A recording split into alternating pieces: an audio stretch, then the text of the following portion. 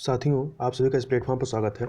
यहाँ पर हम लोग आगामी बीपीएससी की परीक्षा के लिए जो प्रारंभिक परीक्षा होने वाली है, उसके लिए इतिहास, प्राचीन भारत के इतिहास में अभी तक जितने भी प्रश्न पूछे गए हैं, मतलब 2019 तक जितने भी प्रश्न पूछे गए हैं बिहार पीसीएस में, उन सभी प्रश्नों को हम लोग एक एक करके देखेंगे और पूरी व्याख्या के साथ देखेंगे। यह इसलिए भी आवश्यक है क्योंकि क्या होता है कि परीक्षा में पुराने वर्षों के कई सारे प्रश्न जो है दोहराए जाते हैं, और नहीं भी दोहराए जाते हैं तो इनडायरेक्टली रूप से उसी से संबंधित प्रश्नों को दूसरे रूप में घुमा करके पूछ लिया जाता है। तो इसलिए परीक्षा से पहले हमें एक बार उन प्रश्नों को देख लेना चाहिए जो अभी तक पूछे गए हैं। तो इसको प्रारंभ करते हैं। सबसे पहला जो है इसमें यह था प्रश्न कि भारत में पशुपालन एवं कृषि के प्राचीनतम साक्ष्य कहाँ से प्राप्त हुए। तो याद रखिएगा, मेहरगढ़ से। ठीक है, परंतु यहाँ पे यह भी ध्यान रखिएगा, यदि ऑप्शन में आपके लहुरा देवगढ़ भी है तो आप मेहरगढ़ की जगह पे लहुरा देव को मानेंगे। अब इसको थोड़ा सा व्याख्या देख लेते हैं, तब आपको समझ में आएगा। तो भारतीय उपमहाद्वीप में पशुपालन एवं कृषि का प्रारंभिक स्थल जो है वो मेहरगढ़ को माना जाता है, जो 7000 से लेकर 5500 ईसा पूर्व के मध्य मानव बसाव का क्षेत्र था, जहां मानव रहते था। कुछ विद्वान मेहरगढ़ में पशुपालन का काल 8500 ईसा पूर्व से मानते हैं तथा नवीनतम खोजों के आधार पर भारतीय उपमहाद्वीप में प्राचीनतम कृषि साक्ष्य वाला स्थल जो है वो उत्तर प्रदेश के संत कबीर नगर जिले में स्थित लहुरा देव है। ठीक है, लहुरा देव है, ये नवीनतम साक्ष्यों से पता चला है।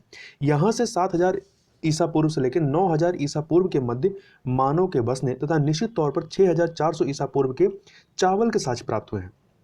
उल्लेखनीय है कि इस नवीनतम खोज के पूर्व भारतीय उपमहाद्वीप का प्राचीनतम कृषि साक्ष्य वाला स्थल जो था वो मेहरगढ़ था। मेहरगढ़ कहाँ, ये पाकिस्तान के बलूचिस्तान में स्थित है, और यहाँ से 7000 से लेकर 5500 ईसा पूर्व के गेहूं के साक्ष्य मिले। तो याद रखिएगा, मेहरगढ़ से गेहूं के साक्ष्य मिले, जबकि लहुरा देव से जो है चावल के साक्ष्य मिले हैं। इसके अलावा चावल के साक्ष्य वाला स्थल जो है वो कोल्डीहवा भी है। कोल्डीहवा को भी माना जाता है। कोल्डीहवा कहाँ पे है, तो ये प्रयागराज अर्थात जो इलाहाबाद जिला है, इसमें यहाँ पे जो बेलन नदी घाटी है इसके तट पर स्थित है यह कोल्डीहवा। यहाँ से 6500 ईसा पूर्व के चावल के भूसी के साक्ष्य मिले हैं। अगला प्रश्न है कि निम्नलिखित में से किसको कैल्कोलिथिक युग भी कहा जाता है। तो याद रखिएगा, इसका उत्तर क्या होगा, इसका उत्तर होगा ताम्र पाषाण युग। तो ताम्र पाषाण युग को कैलोलिथिक युग भी कहा जाता है। जिन संस्कृतियों में तांबे के औजारों के साथ, तांबे के हथियारों के साथ ही पत्थर के बने हुए उपकरणों का प्रचलन मिलता है, उन्हें प्रायः ताम्र, मतलब तांबा और पाषाण दोनों, तो ताम्र पाषाणिक संस्कृतियां कहा जाता है, और इसी को कैलोलिथिक युग भी कहते हैं। अगला है, हड़प्पा में मिट्टी के बर्तनों पर सामान्यतः किस रंग का उपयोग हुआ है। तो आप देखेंगे सामान्यतः लाल रंग का उपयोग किया गया है। इसका स्पष्टीकरण देखें तो हड़प्पा निवासी मिट्टी के बर्तनों का व्यापक पैमाने पर निर्माण करते थे। प्रारंभिक हड़प्पा सभ्यता में पैर से चलित जो चौक होता है, जिससे जो कुम्हार होते हैं ये मिट्टी के बर्तन बनाते हैं, तो वो पैर से चलाए जाने वाले चौक का प्रयोग किया करते थे। जब ये प्रारंभिक हड़प्पा सभ्यता में, जब हड़प्पा सभ्यता परिपक्व होती है तो परिपक्व हड़प्पा के दौर में हाथ से चलित चाकों का प्रयोग किया जाने लगा था, और डिजाइन के आधार पर इन बर्तनों की दो श्रेणियां थी। एक तो बिना डिजाइन वाले बर्तन तथा दूसरे चित्रित मृदभांड वाले। मृदभांडों को बनाने वाली मिट्टी में रेत का मिश्रण किया जाता था, जिनको पकाने पर यह हल्के भूरे लाल रंग का रूप ग्रहण कर लेती थी। तो ये लाल कलर की होती थी। इन मृदभांडों के ऊपरी हिस्से में लाल रंग की पुताई कर दी जाती थी और निचले हिस्से में काले रंग से विभिन्न प्रकार की चित्रकारी की जाती थी। अगले प्रश्न की तरफ चलते हैं। अगला प्रश्न है कि सिंधु सभ्यता निम्नलिखित में से किस युग में पड़ता है। तो आप देखेंगे इसका उत्तर क्या होगा, आद्य ऐतिहासिक काल से। तो सिंधु सभ्यता जो है ये आद्य ऐतिहासिक काल से संबंधित है। तो ऐतिहासिक काल का निर्धारण जो है वो पठनीय लेखन कला के ज्ञान के आधार पर किया जाता है। लेखन कला के ज्ञान से पहले का जो कालखंड होता है उसे क्या कहते हैं, प्रागैतिहासिक कालखंड होता है। और भारतीय इतिहास में 2500 बीसी से लेकर के 600 बीसी का जो कालखंड है यह आद्य ऐतिहासिक माना जाता है, आद्य ऐतिहासिक माना गया है। और सिंधु सभ्यता जो है ये आद्य ऐतिहासिक काल की सभ्यता है, क्योंकि यहाँ पर लेखन कला का ज्ञान तो है परंतु अभी तक इसे पढ़ा नहीं जा सका है। अगला प्रश्न है, सिंधु घाटी सभ्यता की सबसे महत्वपूर्ण विशेषता क्या है।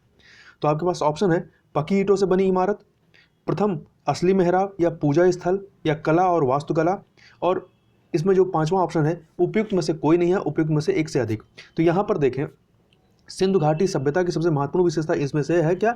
पक्की ईंट से बनी इमारत। तो सिंधु घाटी सभ्यता की प्रमुख विशेषता नगर नियोजन को माना जाता है।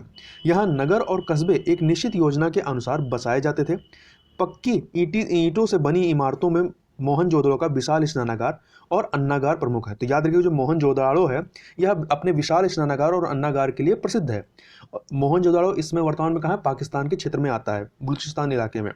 इसकी सतह जो है, ये जो आपके विशाल स्नानागार और अन्नागार है, इसकी सतह पक्की ईंटों की है जिसे जिप्सम तथा मोर्टार के द्वारा जोड़ा गया है। तो ये बातें भी याद रखिएगा।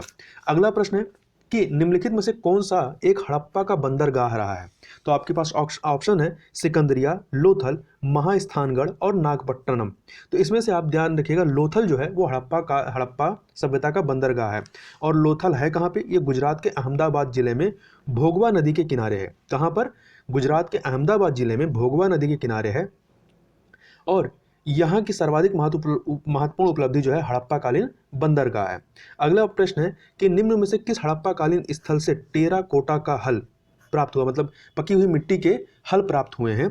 तो आप याद रखिएगा, इसमें ऑप्शन है धौलावीरा, बनमाली, कालीबंगा, लोथल, या उपरोक्त में से कोई नहीं है, उपरोक्त में से एक से अधिक। तो याद रखिएगा, ये जो टेराकोटा का हल मिला है ये बनमाली से मिला। और बनमाली है कहाँ पे? तो यह हरियाणा के फतेहाबाद जिले में स्थित है।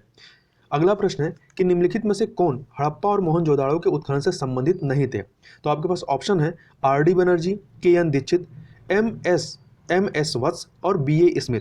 तो याद रखिएगा, इसमें से आर डी बनर्जी, के एन दीक्षित और एम एस वत्स, ये तीनों लोग जो है हड़प्पा और मोहनजोदड़ो के उत्खनन से संबंधित थे, परंतु बी ए स्मिथ जो थे ये इससे संबंधित नहीं रहे। थोड़ा सा इसको व्याख्या देख लेते हैं। तो वर्ष 1921 में दयाराम शाहनी ने हड़प्पा का सर्वेक्षण किया। वर्ष 1926-27 से लेकर के वर्ष 1933-34 में माधव स्वरूप वत्स अर्थात एम एस वत्स हड़प्पा के उत्खनन कार्य से संबंधित रहे। और मोहनजोदड़ो की खोज सर्वप्रथम वर्ष 1922 में रखालदास बनर्जी अर्थात आर डी बनर्जी ने की थी तथा इसके पुरातात्विक महत्व की ओर ध्यान आकर्षित किया था। इनके अतिरिक्त कुछ अन्य विद्वान जैसे के एन दीक्षित, अर्नेस्ट मैके, आर एल स्टीन, ए घोष, जेपी जोशी आदि ने भी इस सभ्यता की खोज में महत्वपूर्ण योगदान दिया था। तो इसमें इतने लोग हैं, परंतु स्पष्ट है कि बी ए स्मिथ हड़प्पा सभ्यता की खोज से संबंधित नहीं रहे, बल्कि ये भारतविद एवं कला इतिहासकार के रूप में प्रसिद्ध थे। अगला है प्रश्न है कि बोगज कोई, आप इसको ऐसे लिख सकते हैं, बोगज कोई ई है, बोगज कोई का महत्व किस लिए है? तो ऑप्शन आपके पास वहाँ जो अभिलेख प्राप्त हुए हैं उनमें वैदिक देवी एवं देवताओं का वर्णन मिलता है, या दूसरा ऑप्शन है मध्य एशिया और तिब्बत के बीच एक महत्वपूर्ण व्यापारिक केंद्र माना जाता है, या तीसरा है सी वेद के मूल ग्रंथ की रचना यहीं हुई थी, या डी उपयुक्त में से कोई नहीं। तो ये जो बोगज कोई है यह इसलिए महत्व रखता है क्योंकि वहाँ जो अभिलेख प्राप्त हुए हैं उनमें वैदिक देवी एवं देवताओं का वर्णन मिलता है। तो बोगज कोई ये एशिया माइनर में स्थित है। यहाँ से 14वीं शताब्दी ईसा पूर्व के कुछ अभिलेख मिले हैं। इस अभिलेख में ऐसे राजाओं का उल्लेख आया है जिनके नाम आर्यों जैसे थे, जो संधियों के साक्ष्यों तथा रक्षा के लिए इंद्र, मित्र, वरुण एवं नासत्य देवताओं का आवाहन करते थे। और इससे ज्ञात होता है कि वैदिक आर्य जो हैं वो ईरान से होकर ही भारत में आए होंगे, मतलब आर्य जो हैं ये मूलतः भारत के निवासी नहीं है। अगला प्रश्न है कि प्रसिद्ध जो 10 राजाओं का युद्ध था ये किस नदी के तट पर लड़ा गया था? तो याद रखिएगा, यह परशुनी नदी के तट पर लड़ा गया था। परशुनी नदी जिसे वर्तमान में हम लोग रावी नदी के नाम से जानते हैं, इसको पहले इसे परशुनी नदी कहा जाता था। तो परशुनी नदी के तट पर लड़ा गया था। तो 10 राग युद्ध, इसे 10 राजाओं का युद्ध या 10 राज्य युद्ध भी कहा जाता है। यह परशुनी नदी के तट पर लड़ा गया जिसमें भरतों के राजा सुदास ने 10 राजाओं के एक संघ को हराया था। और इस संघ में आर्यों के प्रमुख जन अनु, दुह, यदु, पुरु, तुवर्सु तथा 5 लघु जनजातियों का समूह सम्मिलित था, जिसके पुरोहित जो थे कौन थे? विश्वामित्र थे। ये जो संघ था इसमें ये लोग शामिल थे। आगे बात कर लेते हैं, ऋग्वेद का कौन सा मंडल पूर्णतः सोम को समर्पित है? तो ये आप इसमें देखें 7वां मंडल, 8वां मंडल, 9वां मंडल या 10वां मंडल, तो इसका उत्तर क्या होगा? 9वां मंडल जो है वो पूर्णतः सोम को समर्पित है। तो ऋग्वेद जो है इसमें कुल कितने मंडल है? तो याद रखिएगा 10 मंडल है, और 9वां मंडल है इसके सभी 114 मंत्र जो हैं वो सोम को समर्पित हैं। सोम जो है ये आर्यों का मुख्य पेय था, जिसे मूजवंत पर्वत से प्राप्त किया जाता था। किसे? मूजवंत पर्वत से प्राप्त किया जाता था। तो ये एक पेय पदार्थ था। ऋग्वेद के 10वें मंडल में जो है वो चारों वर्णों की उत्पत्ति का उल्लेख है। तो ये कहा जाए कि ऋग्वेद के किस मंडल में चारों वर्णों की उत्पत्ति का उल्लेख है? तो 10वें मंडल में है, जबकि सोम को समर्पित जो मंडल है वो कौन सा है? 9वां मंडल है। अगला प्रश्न है कि ऋग्वेद संहिता का 9वां मंडल पूर्णतः किसको समर्पित है? तो इसको घुमा के पूछा गया है। तो याद रखिएगा सोम और इस पेय पर नामकृत देवता पर यह पूर्णतः समर्पित है। अगला है कि गायत्री मंत्र किस पुस्तक में मिलता है? तो गायत्री मंत्र जो है ये ऋग्वेद में मिलता है। इसके रचनाकार विश्वामित्र हैं, और यह मंत्र ऋग्वेद के 3य मंडल में, किस मंडल में है? 10 मंडल है ऋग्वेद में, तो इसके 3रे मंडल में जो है यह ऋग्वेद का गायत्री मंत्र का उल्लेख है। अगले प्रश्न की तरफ चलते हैं। अगला प्रश्न है कि महावीर स्वामी का जन्म कहाँ हुआ था? तो याद रखिएगा महावीर स्वामी का जो जन्म है वो कुंडग्राम में, कहाँ पे? कुंडग्राम में, जो कि वैशाली के निकट है, तो यहाँ पर हुआ था। तो महावीर स्वामी का जन्म कुंडग्राम या कुंडलपुर भी कहते हैं, जो कि वैशाली के निकट है। यहाँ पर लगभग 599 ईसा पूर्व में हुआ था, और इनकी माता त्रिशला जो थी वो वैशाली के लिच्छवी गणराज्य के प्रमुख चेटक की बहन थी, तथा इनके पिता जो थे सिद्धार्थ, मतलब महावीर स्वामी के जो पिता सिद्धार्थ थे वो ज्ञात्रिक क्षत्रियों के संघ के प्रधान थे, और उनके बड़े भाई नंदीवर्धन थे। ठीक है, महावीर स्वामी के बड़े भाई कौन थे? नंदीवर्धन थे। कुछ प्राचीन संस्करण की एनसीईआरटी पुस्तकों में महावीर स्वामी का जन्म जो है वो 540 ईसा पूर्व भी बताया गया है। इसी आधार पर अनेक अन्य लोगों ने भी यही जन्मतिथि अपने पुस्तकों में अंकित कर दी है, जिससे भ्रम होता है। तो याद रखिएगा महावीर स्वामी की सही जन्मतिथि क्या है? वो 599 ईसा पूर्व ही उचित है, क्योंकि महावीर स्वामी जो है महात्मा बुद्ध के पहले के काल के हैं, और महात्मा बुद्ध का जन्म कब होता है? 563 ईसा पूर्व, 563 ईसा पूर्व में है। तो इसलिए जो है माना क्या जाएगा? 540 ईसा पूर्व नहीं, महावीर स्वामी का जन्म 599 ईसा पूर्व ही माना जाएगा। और जो एनसीईआरटी के नवीन संस्करण आए हैं वहां पर भी 599 ईसा पूर्व को ही प्रकाशित किया गया है। आगे बात कर लेते हैं कि महावीर जैन की मृत्यु जो है वो निम्नलिखित में से किस नगर में हुई थी? तो इनकी जो मृत्यु होती है महावीर स्वामी की या महावीर जैन की, ये पावापुरी में होती है। तो महावीर स्वामी का जन्म 599 ईसा पूर्व वैशाली के निकट कुंडग्राम में हुआ था, और इनके पिता, जैसा कि हम लोगों ने ऊपर बात की, ज्ञात्रिक क्षत्रियों के संघ के प्रधान थे, जो वज्र संघ का एक प्रमुख सदस्य था। वज्र संघ का एक प्रमुख सदस्य थे, तथा 527 ईसा पूर्व में, कब? 599 ईसा पूर्व में पैदा हुए थे, और 527 ईसा पूर्व में लगभग 72 वर्ष की आयु में राजगृह के समीप, राजगृह बिहार के समीप पावापुर नामक स्थान पर उन्होंने अपना शरीर त्याग दिया था। अगला प्रश्न है कि भगवान महावीर का प्रथम शिष्य कौन था? तो इनका प्रथम शिष्य कौन था? जामली था। कौन था? जामली था। ठीक है, तो भगवान महावीर का जन्म जो है क्षत्रिय वंश में सिद्धार्थ के यहाँ 599 ईसा पूर्व हुआ था। इसको आप पहले भी देख चुके हैं। इनकी पत्नी का नाम यशोदा था, और इनका एक पुत्र था जिसका नाम था प्रियदर्शना नामक एक पुत्री उत्पन्न हुई थी, और उस पुत्री का विवाह जो है जामली नाम के एक क्षत्रिय से होता है, जो बाद में महावीर स्वामी का अनुयायी बन गया, और यही जो है भगवान महावीर का प्रथम शिष्य था। जामली ने बाद में महावीर का विरोध किया और बहुरतवाद नामक एक नए संप्रदाय की शुरुआत की थी, और 11 अन्य प्रधान शिष्य जिन्हें गणधर कहा जाता था, वो उनके नाम क्या है? इंद्रभूत, अग्निभूत, वायुभूत। ये तीनों क्या थे? इंद्रभूत, अग्निभूत, वायुभूत तीनों भाई थे। इसके अलावा आर्यव्यक्त, सुधर्मन, मंडिक पुत्र, मौर्यपुत्र, अकंपित, अचल, मैत्रेय तथा प्रभास। अगले प्रश्न की तरफ चलते हैं। अगला प्रश्न है कि निम्नलिखित में से कौन सबसे पूर्वकालिक जैन ग्रंथ कहलाता है? सबसे पूर्वकालिक जैन ग्रंथ कहलाता है 12 अंग, 12 उपांग, 14 पूर्व, या डी ऑप्शन है 14 उपपूर्व। तो इसमें जो 14 पूर्व है, 14 पूर्व, ये इनमें से जो है सबसे पूर्वकालिक जैन ग्रंथ कहलाता है। तो 14 पूर्व प्राचीनतम जैन ग्रंथ, पूर्वकालिक मतलब सबसे पुराना, तो प्राचीनतम जैन ग्रंथ है। अंतिम नंद राजा के समय में संभूति विजय तथा भद्रबाहु संघ के अध्यक्ष थे। संभूत विजय तथा भद्रबाहु जो हैं ये संघ के अध्यक्ष थे, तथा ये ही महावीर द्वारा प्रदत्त 14 पूर्वों के विषय में जानने वाले अंतिम व्यक्ति थे। तो 12 अंग में जिन सिद्धांतों का संकलन प्रथम जैन सभा में किया गया था, ये जो 12 अंग हैं इनमें जैन सिद्धांतों का संकलन जो है प्रथम जैन सभा में किया गया था। तो याद रखिएगा, ये जो हमने बताया इसमें 14 पूर्व जो है ये सबसे प्राचीनतम जैन ग्रंथ कहलाता है। आगे है, महात्मा बुद्ध ने अपना पहला धर्मचक्र प्रवर्तन किस स्थान पर दिया था? तो याद रखिएगा, ऑप्शन है आपके पास लुम्बिनी, सारनाथ, पाटलिपुत्र या वैशाली। तो याद रखिएगा कहाँ पर? सारनाथ में। तो इसके बारे में थोड़ा सा बात करें। 6 वर्ष की साधना के पश्चात 35 वर्ष की अवस्था में बैसाख पूर्णिमा की रात को एक पीपल के वृक्ष के नीचे गौतम बुद्ध को ज्ञान प्राप्त होता है। ज्ञान प्राप्त के बाद ही वे बुद्ध कहलाते हैं और ज्ञान प्राप्त के पश्चात गौतम बुद्ध ने अपने मत का प्रचार प्रारंभ किया। उरुवेला से वे सबसे पहले ऋषिपत्तनम उरुवेला से वे सबसे पहले ऋषिपत्तनम, जिसे वर्तमान में सारनाथ कहते हैं। तो सारनाथ का पुराना नाम क्या है? ऋषिपत्तन है। तो ऋषिपत्तन आते हैं, यहाँ उन्होंने 5 ब्राह्मण सन्यासियों को पहला उपदेश दिया। इस प्रथम उपदेश को ही धर्मचक्र प्रवर्तन कहा जाता है और यह उपदेश जो है दुख के कारणों दुख का अंत, उनके समाधान से संबंधित है और इसे 4 आर्य सत्य कहा जाता है। तो याद रखिएगा, सारनाथ का पुराना नाम क्या रहा है? ऋषिपत्तन। अगला है, महात्मा बुद्ध का महापरिनिर्वाण कहाँ हुआ था? तो इनका महापरिनिर्वाण जो है कुशीनगर में हुआ था। कहाँ पर? कुशीनगर में हुआ था। तो महात्मा बुद्ध ने अपना पहला उपदेश सारनाथ या ऋषिपत्तन में दिया। उसके पश्चात वे बौद्ध धर्म के प्रचार के लिए कपिलवस्तु, राजगिरी, वैशाली तथा कौशल राज्य गए।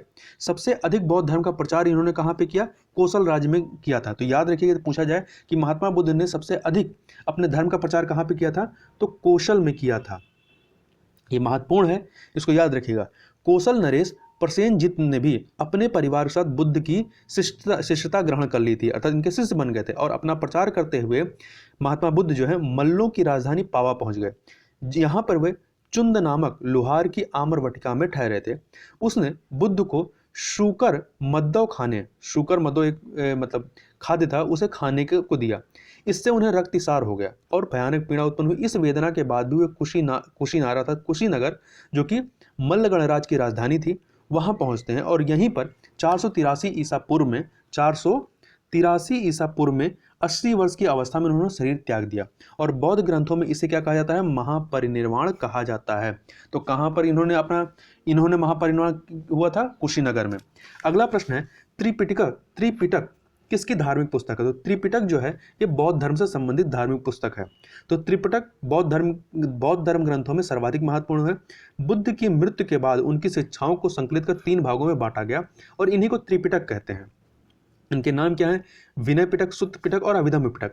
विनय पिटक जो है यह संघ संबंधी, जो इनका बौद्ध धर्म में जो संघ होता है, संघ संबंधी नियम तथा आचार की शिक्षा से संबंधित है। जबकि सुत्त पिटक जो है ये महात्मा बुद्ध के वचन है तथा अभिधम्म पिटक जो है दार्शनिक सिद्धांत है। तीनों याद रखिएगा, क्योंकि तीनों को मिलाने के लिए पूछ लेता है कि क्या किससे संबंधित है। तो विनय पिटक संघ संबंधी नियम तथा आचार की शिक्षाएं हैं और सुत्त पिटक जो है महात्मा बुद्ध के वचन है और तीसरा अभिधम्म पिटक जो लास्ट का था वो दार्शनिक सिद्धांत से संबंधित है। अगला प्रश्न है कि निम्नलिखित में से कौन सी बात बौद्ध धर्म तथा जैन धर्म में समान नहीं है? तो ऑप्शन है आपका पहला है अहिंसा, दूसरा है वेदों के प्रति उदासीनता, तीसरा है आत्मदमन और चौथा है सी रीति व रिवाजों की अस्वीकृति। तो आप देखें, बौद्ध धर्म तथा जैन धर्म दोनों में ही अहिंसा की बात की गई है, वेदों के प्रति उदासीनता दोनों ही दिखाते हैं, रीति और रिवाजों की अस्वीकृति दोनों में है, परंतु आत्मदमन जो है वो यहाँ पर डिफरेंस है। आत्मदमन की बात जैन धर्म में की गई है, बौद्ध धर्म में नहीं। गौतम बुद्ध ने मध्यम मार्ग का उपदेश दिया। वे मोक्ष के लिए कठोर साधना एवं काया क्लेश में विश्वास नहीं करते थे। इसके विपरीत महावीर स्वामी ने मोक्ष प्राप्त के लिए घोर तपस्या तथा शरीर त्याग को आवश्यक बताया है। तो इन दोनों में समान कहाँ नहीं है? आत्मदमन के जो टॉपिक है या इस मुद्दे पर दोनों समान नहीं है। अगला है कि बौद्ध गया में बौद्ध वृक्ष अपने वंश की किस पीढ़ी का है? तो जो यहाँ पर बौद्ध गया में जो बौद्ध वृक्ष पेड़ लगा है यह अपनी पीढ़ी का, अपने वंश का 5वीं पीढ़ी है। इसके बारे में और बात करें तो महाबोधि मंदिर स्थित वर्तमान बोधि वृक्ष वह नहीं है जिसके नीचे बैठकर महात्मा बुद्ध ने ज्ञान प्राप्त किया था। वैनसांग के अनुसार उस मूल वृक्ष को 7वीं शताब्दी में सम्राट शशांक ने नष्ट कर दिया था। इसके बाद उस स्थान पर 2 और वृक्ष रोपित हुए और नष्ट हुए। वर्तमान वृक्ष जिसे हम देख रहे हैं वह 5वीं पीढ़ी का वृक्ष है जिसे अलेक्जेंडर कनिंघम ने लगवाया था। किसने? अलेक्जेंडर कनिंघम ने लगवाया था। यह वृक्ष पूरी तरह संरक्षित है और केवल इससे गिरी हुई पत्तियों को ही छूने एवं उठाने का अधिकार है। एक अन्य तथ्य के अनुसार यह वृक्ष क्रमशः 2 बार सम्राट अशोक एवं 1 बार पुष्यमित्र शुंग और 1 बार पूर्ववर्मा तथा अंत में कनिंघम द्वारा लगवाया गया। अतः यहाँ छठी पीढ़ी का वृक्ष है। तो कंफ्यूजन है कि पांचवी का माना जाए, छठी का माना जाए, परंतु बिहार सरकार के पर्यटन विभाग की वेबसाइट पर इसे पांचवी पीढ़ी का बताया गया। तो इसलिए यदि बिहार में आपका प्रश्न आता पूछा जाता है तो आप इसे छठी पीढ़ी का नहीं बल्कि पांचवी पीढ़ी का ही मानेंगे। अगला प्रश्न है कि बराबर की गुफाओं, गुफा का नाम है क्या, बराबर की गुफाओं का उपयोग किसने आश्रय गृह के रूप में किया था? तो आजीविकों ने जो है, ये एक संप्रदाय रहा, धर्म संप्रदाय, इस आजीविकों ने इसका प्रयोग किया था आश्रय गृह के रूप में। तो मौर्य युग में पर्वत गुफाओं को काटकर निवास स्थान बनाने की कला का पूर्ण विकास हुआ था। अशोक तथा उसके पौत्र दशरथ के समय में बराबर तथा नागार्जुनी पहाड़ियों को काटकर आजीविकों के लिए आवास बनाए गए थे। अशोक के समय बराबर पहाड़ी की गुफाओं में सुदामा की गुफा तथा कर्ण चौपड़ नामक गुफा सुप्रसिद्ध थी। आगे बात कर लेते हैं, आजीवक संप्रदाय के संस्थापक कौन थे? जिसकी बात की, आजीवक संप्रदाय के ही जो अनुयायी थे वो बराबर की गुफाओं का उपयोग आश्रयगिरी के रूप में करते थे। अब प्रश्न उठता है कि आजीवक संप्रदाय के संस्थापक कौन थे? तो इसके संस्थापक मक्खली घोषाल, क्या नाम है, मक्खली घोषाल थे। तो मक्खली घोषाल जो है प्रारंभ में महावीर के शिष्य थे, किंतु बाद में मतभेद के चलते इन्होंने महावीर की शिष्यता त्याग कर आजीवक नामक स्वतंत्र संप्रदाय की स्थापना की। इनका मत नियतिवाद कहा जाता है। क्या कहा जाता है? नियतिवाद कहा जाता है, जिसके अनुसार संसार की प्रत्येक वस्तु भाग्य द्वारा पूर्व नियंत्रित एवं संचालित होती है। मतलब ये भाग्यवादी थे, सब कुछ भाग्य से होता है। आगे बात कर लेते हैं, अगला प्रश्न है पाटलिपुत्र के संस्थापक कौन थे? तो पाटलिपुत्र के संस्थापक कौन थे? उदयन थे। तो याद रखिएगा, पाटलिपुत्र के संस्थापक उदयन। तो इनके बारे में और बात कर लेते हैं। तो पाटलिपुत्र की स्थापना अजातशत्रु के उत्तराधिकारी मतलब अजातशत्रु के पुत्र उदयन ने गंगा और सोन नदी के संगम पर एक किला बनाकर की थी। इसने मगध साम्राज्य की राजधानी जो है राजगृह से पाटलिपुत्र स्थानांतरित कर दी थी। मतलब उदयन ने जो पहले मगध साम्राज्य की जो राजधानी राजगिरी थी उसे हटा करके कहाँ स्थानांतरित कर दी? पाटलिपुत्र कर दी। और यह नगर शिशुनाग वंश, नंद वंश और मौर्य वंश की भी राजधानी रही है। और यह उदयन जो या अजातशत्रु जो रहे हैं ये हर्यक वंश के रहे हैं। तो याद रखिएगा, हर्यक वंश के बाद क्या आता है? शिशुनाग वंश आता है, फिर नंद वंश आता है और फिर मौर्य वंश आता है। अब आगे बात कर लेते हैं कि अगला प्रश्न है, किस शासक द्वारा सर्वप्रथम पाटलिपुत्र का राजधानी के रूप में चयन हुआ था? तो यही ऊपर अभी हम लोगों ने बात की, तो इसका उत्तर क्या है? उदयन है। तो उदयन के द्वारा जो है सर्वप्रथम पाटलिपुत्र का राजधानी के रूप में चयन किया गया था। तो हर्यक वंशी शासक उदयन या उदयभद्र भी इन्हें कहते हैं। तो उदयन या उदयभद्र के शासनकाल की सप्रमुख घटना गंगा एवं सोन नदियों के संगम पर पाटलिपुत्र नगर की स्थापना है। उसने राजगिरी से इसी नव स्थापित नगर में अपनी राजधानी स्थानांतरित की थी। कहां से लेके आए थे? राजगिरी पहले थी, उसके बाद पाटलिपुत्र हो जाती है। आगे बात कर लेते हैं कि अगला प्रश्न है, निम्नलिखित में किस राजा ने पाटलिपुत्र बसाया था? तो फिर प्रश्न क्या, देखिए घुमा करके पूछ रहा है। तो ये तीसरा प्रश्न है जो उदयन से ही उदयन का जिसका उत्तर है। तो इसका ऑप्शन है शिशुनाग, बिंबिसार, अजातशत्रु और उदयन। तो उदयन ही या उदयभद्र है। तो मगध नरेश उदयन ने के शासनकाल की प्रमुख घटना गंगा और सोन नदियों के संगम पर पाटलिपुत्र नामक नगर की स्थापना थी। उसने राजगिरी से इसी स्थान पर अपनी राजधानी स्थानांतरित की थी। तो इसी प्रकार से जो है प्रश्न घुमा करके पूछे जाते हैं। अगला प्रश्न है कि विश्व का पहला गणतंत्र वैशाली, जो पहला गणतंत्र था वैशाली, ये किसके द्वारा स्थापित किया गया था? तो ऑप्शन है आपके पास मौर्य या नंद या गुप्त या लिच्छवी। तो लिच्छवियों के द्वारा जो है विश्व का पहला गणतंत्र वैशाली को स्थापित किया गया था। तो वैशाली के लिच्छवियों ने विश्व का पहला गणतंत्र स्थापित किया। वैशाली जो है बुद्ध काल का सबसे बड़ा तथा शक्तिशाली गणराज्य रहा है, ठीक है। तथा लिच्छवी जो है वाज्य संघ था उसमें सप्रमुख थे। आगे बात करते हैं मगध की प्रारंभिक राजधानी कौन सी थी? तो ऑप्शन है पाटलिपुत्र, वैशाली, राजगिरी को गिरिवज्र भी कहते हैं। तो राजगिरी या गिरिव्रज और या चंपा। तो जैसा कि हम लोगों ने उदयन वाला जो क्वेश्चन पढ़ रहे थे वहां पर देखा था कि उदयन ने जो राजधानी कहां से, राजगिरी से पाटलिपुत्र लाई थी। तो पाटलिपुत्र तो प्रारंभिक राजधानी होगी नहीं, तो उत्तर क्या होगा? राजगिरी, क्योंकि राजगिरी से ये पाटलिपुत्र लेके आते हैं। तो पुराणों के अनुसार मगध पर शासन करने वाला पहला राजवंश क्या था? यह बृहद्रथ था। इसको आप ऐसे लिख सकते हैं, बृहद्रथ, ठीक है, बृहद्रथ था। इस वंश के पहले राजा बृहद्रथ का पुत्र ही जरासंध था। जो आप महाभारत की जो कहानियां पढ़ते हैं उसमें जो जरासंध आता है वो इसी बृहद्रथ वंश का था। तो जो राजा बृहद्रथ थे उन्हीं के नाम पे वंश बनता है और उनका पुत्र जरासंध था जिसने राजगिरी अर्थात गिरिव्रज को अपनी राजधानी बनाया था। और बौद्ध ग्रंथों के अनुसार मगध का प्रथम प्रतापी शासक जो कौन था, बिंबिसार था। यह हर्यक वंश से संबंधित था। हर्यक वंश का संस्थापक कौन था, बिंबिसार था। और इसकी मृत्यु 492 ईसा पूर्व में हुई और इसके पश्चात अजातशत्रु इसका जो पुत्र होता है ये मगध का शासक होता है। और अजातशत्रु के पुत्र उदयन ने अपनी राजधानी जो है राजगृह से पाटलिपुत्र स्थानांतरित की थी। तो बिंबिसार का पुत्र अजातशत्रु, अजातशत्रु अपने पिता को मार करके गद्दी पाता है। अजातशत्रु जो है बिंबिसार की हत्या करता है और अजातशत्रु का पुत्र उदयन भी जो है अपने पिता को मारता है, अजातशत्रु को मार करके ही गद्दी प्राप्त करता है। तो इस प्रकार बिंबिसार का पुत्र अजातशत्रु और अजातशत्रु का पुत्र उदयन, जिसने राजधानी को राजगृह से पाटलिपुत्र स्थानांतरित किया था। अब अगला प्रश्न है इसी से संबंधित कि अजातशत्रु के वंश का नाम क्या था। मौर्य वंश था, हर्यक वंश था, नंद वंश था या गुप्त वंश था। तो हमने अभी भी ऊपर बात की कि यह किस वंश का था, हर्यक वंश का था। और हर्यक वंश का संस्थापक कौन था, बिंबिसार था। मगध का शासक अजातशत्रु जो कि 492 से लेकर 460 ईसा पूर्व तक रहता है, अपने पिता एवं हर्यक वंश के संस्थापक बिंबिसार की हत्या कर राजगद्दी पर बैठता है। इसकी हत्या भी इसके पुत्र उदयन जो कि कौशांबी के वत्स राजा उद्यन से भिन्न था। तो याद रखिएगा, कंफ्यूज मत होइएगा, एक उदयन आता है, ये उदयन है जो हर्यक वंश का है, ये उदयन है और दूसरा उदयन है। तो दोनों में कंफ्यूजन मत करिएगा। ये जो उदयन है ये आपका कौशांबी का जो वत्स था, वत्स प्रांत, वहां के राजा थे उदयन। तो ये दोनों भिन्न हैं। तो बिंबिसार की हत्या कौन करता है, उसका पुत्र उदयन करता है। आगे बात कर लेते हैं। अगला प्रश्न है कि सैंड्रोकोटस से चंद्रगुप्त मौर्य की पहचान किसने की, मतलब किसने कहा कि सैंड्रोकोटस जो है वो चंद्रगुप्त के मौर्य के लिए ही प्रयोग किया गया है। तो यह जो पहचान है ये विलियम जोन्स के द्वारा की गई। किसके द्वारा, विलियम जोन्स के द्वारा।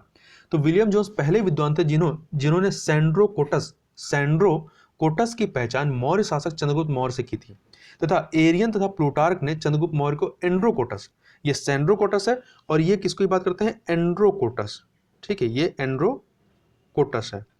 और जो विलियम जोन्स की बात करते हैं वो सैंड्रोकोटस की बात करते हैं। तो एरियन तथा प्लूटार्क ने चंद्रगुप्त मौर्य को एंड्रोकोटस के रूप में वर्णित किया, जबकि जस्टिन ने जो है वो सैंड्रोकोटस और सिकंदर महान की भेंट का उल्लेख किया है।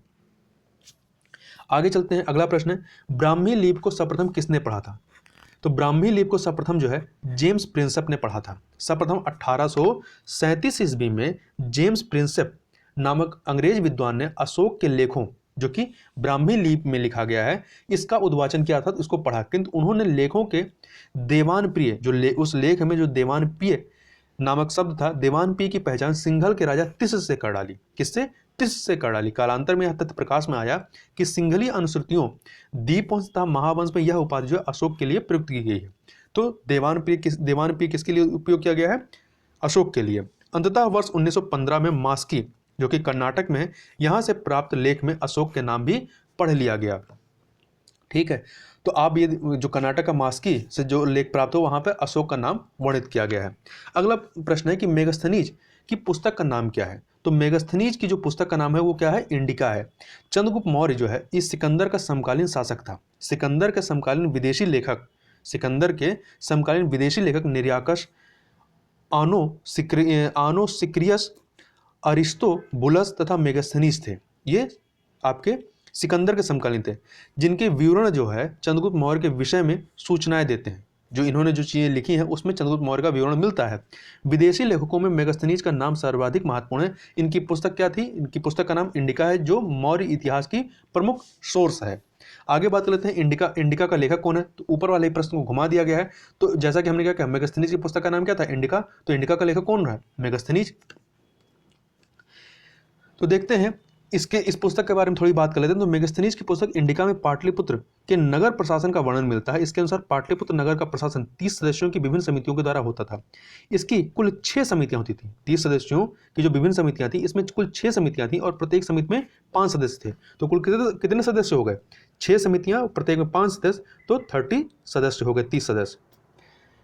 तथा समिति का कार्य जो है बिक्री कर वसूल करना था। विक्रय कर मूल्य का 10वें भाग के रूप में वसूल किया जाता था। समिति का कार्य क्या था, बिक्री कर वसूल करना। और विक्रय कर जो है या बिक्री कर क्या था, ये मूल्य का 10वें भाग के रूप में वसूल किया जाता था तथा करों की चोरी करने वाले को मृत्यु दंड दिया जाता था। तो यह भी बात याद रखिएगा। अगला प्रश्न है कि मेगस्थनीज जो था, मेगस्थनीज जिसकी पुस्तक का नाम क्या है, इंडिका, यह किसका दूत था। तो ये जो है सेल्यूकस निकेटर का दूत था। तो मेगास्थनीज सेल्यूकस निकेटर द्वारा चंद्रगुप्त मौर्य की राज्यसभा में भेजा गया यूनानी राजदूत था। इसके पूर्व यह जो मेगास्थनीज था यह अराकोशिया के छत्रप के राज दरबार में सेल्यूकस का राजदूत रह चुका था।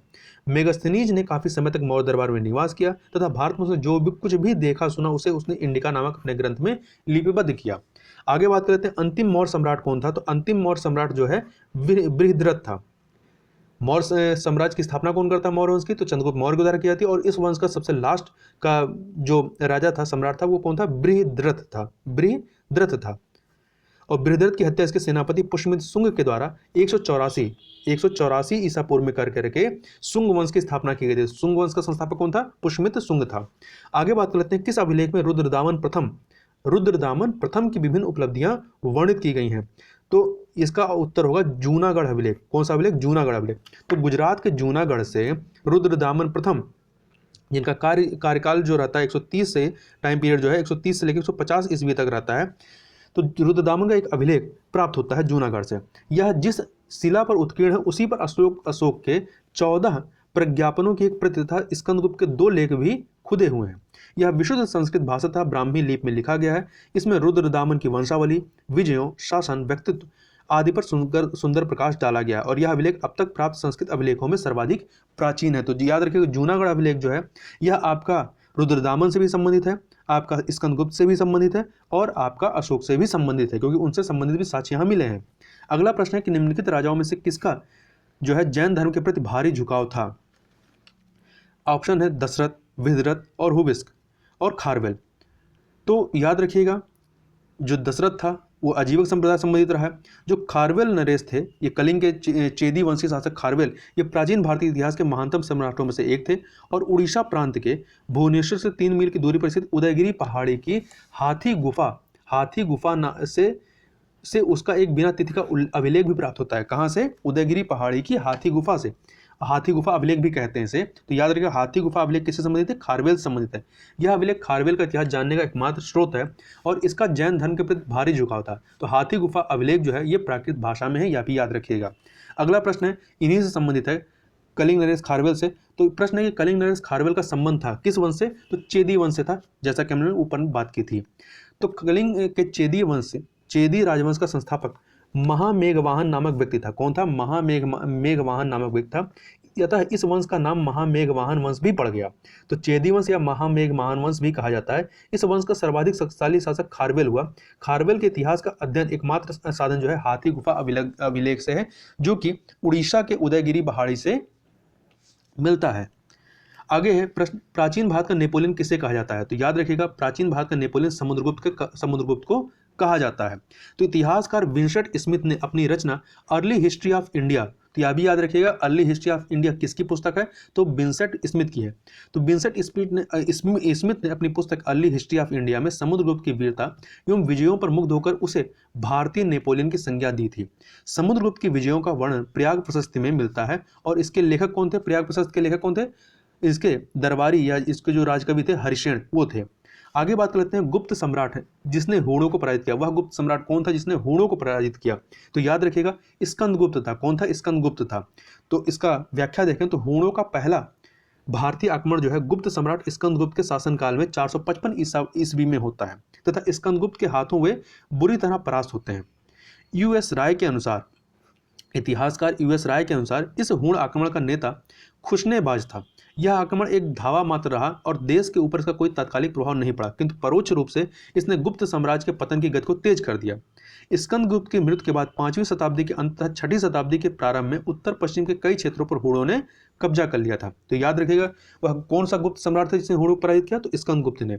अगला प्रश्न है कि किस प्रकार की भूमि को अपरहत कहा जाता है। क्या कहा जाता है, अपरहत। इसको आप ऐसे लिख सकते हैं, अपरहत कहा जाता है।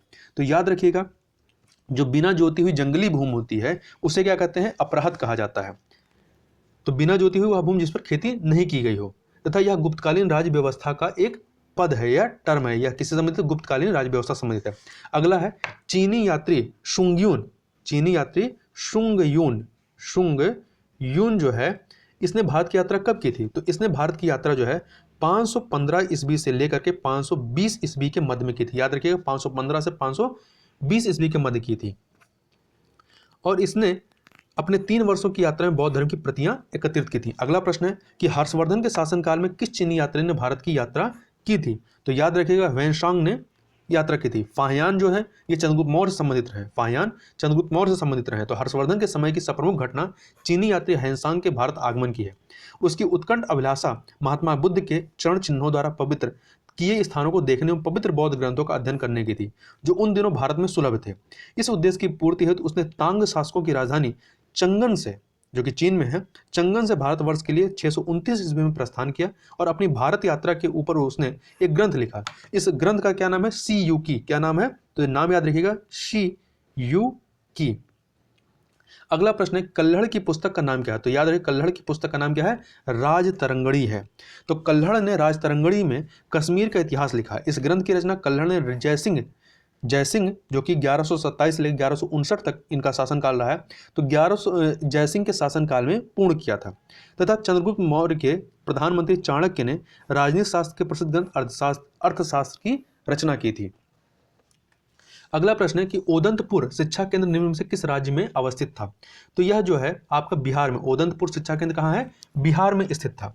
ओदंतपुर जिसे उदनापुर भी कहा जाता है, ओदंतपुर या जिसे उदनापुर भी कहा जाता है, प्राचीन काल में एक प्रमुख शिक्षा केंद्र था। यह बिहार राज्य में अवस्थित है। इसकी स्थापना पाल वंश के प्रथम शासक गोपाल ने करवाई थी। ठीक है, किसने कराई थी? पाल वंश के प्रथम शासक गोपाल ने कराई थी। जबकि जो विक्रमशिला विश्वविद्यालय है उसकी स्थापना किसने कराई थी? तो पाल वंश के ही शासक धर्मपाल के द्वारा कराई गई थी। अगला प्रश्न है कि कर्नाट वंश का संस्थापक कौन था? तो कर्नाट वंश का संस्थापक नान्यदेव। क्या नाम है? नान्यदेव। इसको आप ऐसे लिख सकते हैं, नान्यदेव जो है ये इसका संस्थापक था। तो कर्नाट वंश के संस्थापक नान्यदेव, इनका जो कार्य टाइम पीरियड रहता है वो 1097 से लेकर 98 ईस्वी, ये इसके संस्थापक थे। वह एक महान योद्धा थे। नान्यदेव ने कर्नाट की राजधानी सिमरावगढ़ को बनाया और कर्नाट वंश का शासनकाल जो है 1097 से लेकर 1325 ईस्वी तक चलता है। और यह शासनकाल मिथिला का स्वर्ण युग कहा जाता है। कर्नाट वंश का शासनकाल जो है वो मिथिला का स्वर्ण युग कहा जाता है। अब अगला प्रश्न इसी से संबंधित है, कर्नाट वंश का अंतिम शासक कौन था? तो कर्नाट वंश का अंतिम शासक जो था वो हरिसिंह था। कौन था? हरिसिंह था। तो ये कला और साहित्य के महान संरक्षक थे और इन्होंने पंजी व्यवस्था की शुरुआत की। किस व्यवस्था की? पंजी व्यवस्था की शुरुआत की। अगला प्रश्न है कि किस काल में अछूत की अवधारणा स्पष्ट रूप से उद्धत हुई थी, मतलब स्पष्ट रूप से निकल करके आई थी? तो ये जो है धर्मशास्त्र के समय में। आपका ऑप्शन है ऋग्वैदिक काल में, उत्तर वैदिक काल में, उत्तर गुप्त काल में या धर्मशास्त्र के समय। तो धर्मशास्त्र के समय में ही अछूत की अवधारणा स्पष्ट रूप से उद्धृत होती है। तो धर्मशास्त्रों के समय में 4 वर्णों ब्राह्मण, क्षत्रिय, वैश्य एवं शूद्र के अतिरिक्त समाज में अन्य अनेक जातियां यथा अंबष्ठ, उग्र, निषाद, मागध, वैदेहक, रथकार आदि का आविर्भाव अनुलोम एवं प्रतिलोम विवाहों के फलस्वरूप हो गया। पढ़नी ने 2 प्रकार के शूद्रों का उल्लेख किया है, एक निर्वासित और दूसरा अनिर्वासित। निर्वासित एवं अनिर्वासित, इनमें पहले प्रकार के शूद्र अर्थात जो निर्वासित होते थे ये शूद्र ही अस्पृश्य माने जाते थे। अनिर्वासित वो अस्पृश्य नहीं माने, अनटचेबल नहीं माने जाते थे। अगला प्रश्न जो है वह है कि कनिष्क के शासनकाल में बौद्ध सभा किस नगर में आयोजित की गई थी? तो यह कश्मीर में। तो कनिष्क में चतुर्थ बौद्ध संगीत का आयोजन होता है। तो बौद्ध धर्म की चौथी और अंतिम संगीत सभा कुषाण शासक कनिष्क के राज्यकाल में कश्मीर के कुंडलवन में होती है। इसकी अध्यक्षता वसुमित्र ने की थी और अश्वघोष इसके उपाध्यक्ष थे। यहाँ पर जो है बौद्ध ग्रंथों के कठिन अंशों पर सम्यक विचार किया गया और प्रत्येक पिटक पर, 3 पिटक है ना, विनय पिटक, सुत्त पिटक, अभिधम पिटक, तो इन 3 पिटकों पर भाष्य लिखे गए तथा कनिष्क ने इन्हें ताम्रपत्रों पर खुदवाकर एक स्तूप में रखवा दिया। त्रिपिटक में लिखे गए इन्हीं भाष्यों को क्या कहा जाता है? विभाषा शास्त्र कहा जाता है। उल्लेखनीय है कि पहली बौद्ध संगीत बुद्ध की मृत्यु के तत्काल बाद कहाँ पे हुई थी? राजगृह की सप्तवर्णी गुफा में। राजगृह कहाँ है? बिहार में है। तो याद रखिएगा जो प्रथम, द्वितीय, तृतीय जो होती हैं ये तीनों ही बिहार में होती हैं और जो चौथा है वो कश्मीर में होती है। इस समय मगध का, जब प्रथम बौद्ध संगीत होती है इस समय मगध का शासक कौन था? अजातशत्रु था। इसकी अध्यक्षता महाकश्यप ने की थी। द्वितीय बौद्ध संगीत जो है कालाशोक के शासनकाल में बुद्ध की मृत्यु के लगभग 100 वर्ष पश्चात वैशाली में हुई थी। वैशाली भी कहाँ है? आपका बिहार में। और इसके अध्यक्ष कौन थे? आचार्य शाब कमीर या सर्व कामिनी कहलाते हैं, ये थे। अगला प्रश्न है इससे संबंधित कि महात्मा बुद्ध के महापरिनिर्वाण के बाद मतलब उनकी मृत्यु के बाद पहली बौद्ध संगीत कहाँ हुई थी? तो ऊपर हम लोगों ने देखा कहाँ पे हुई थी, राजगिरी या राजगीर कहते हैं, यहाँ पर द्वितीय बौद्ध संगीत का आयोजन हुआ था जो कि वैशाली में है। तो यहाँ पर ये कुछ हम लोगों ने 51 क्वेश्चनों को पूरी व्याख्या के साथ देखा। इससे आगे की चर्चा जो हम लोग अगले पार्ट में करेंगे। तो इस वीडियो में बस इतना ही, मिलते हैं नेक्स्ट वीडियो में, तब तक के लिए बहुत बहुत धन्यवाद।